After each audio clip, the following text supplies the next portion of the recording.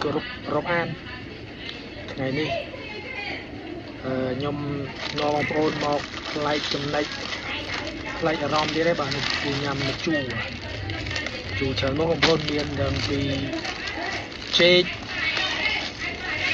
niềm bầm tê à niềm bầm tê niềm bay chứ niềm mệt tinh thư bạn thì chọn cái đạo mà tinh máu chân máu mà chú miền fly quất miền ở nhà được hả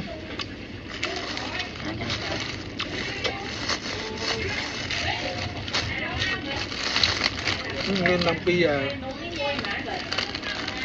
miền fly lưng tức làm sao mà đăng đồ sna ngon hơn rồi ngon cho chân chu rồi đấy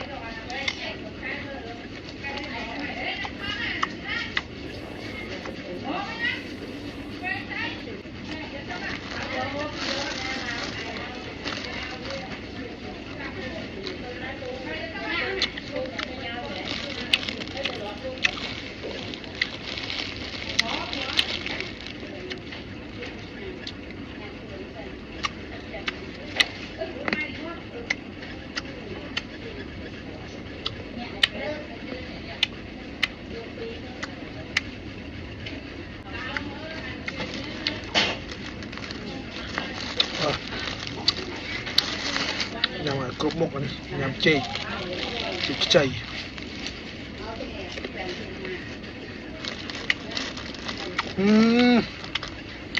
nhằm bệ cuộn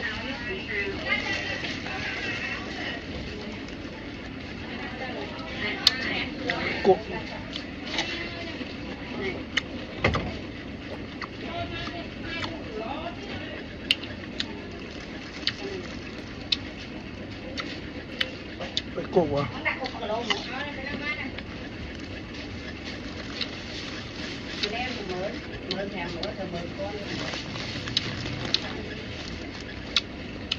được một cặp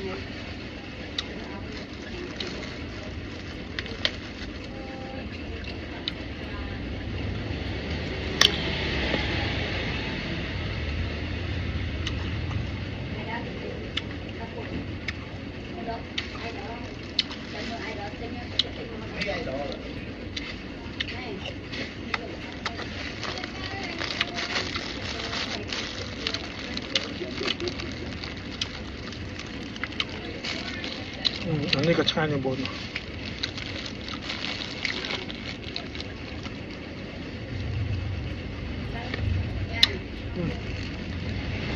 Bye bye bro.